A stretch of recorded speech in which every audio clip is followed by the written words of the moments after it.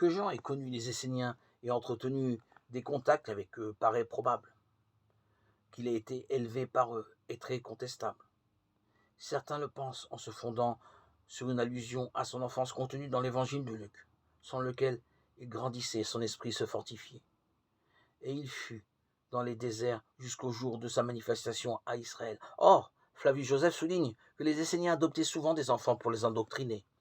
Mais on peut penser que c'est seulement dans les années qui précédèrent sa manifestation à Israël, c'est-à-dire après qu'il eut dépassé 20 ans, que Jean vécut dans le désert, où les Esséniens n'étaient pas seuls à peupler les grottes.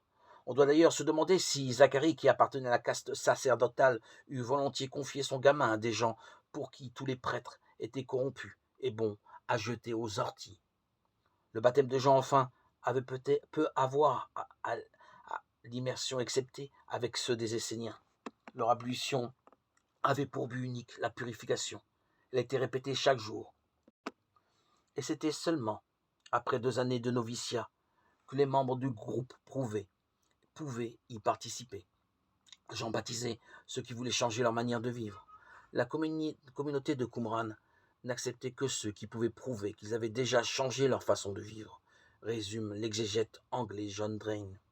Ce que fait Jean le baptiseur, personne ne l'a donc fait avant lui. Il ouvre une voie nouvelle. Mais ce révolutionnaire ne travaille pas pour son propre compte. Il annonce Jésus. Il le connaissait pour une bonne raison à en croire Luc. Ils sont cousins.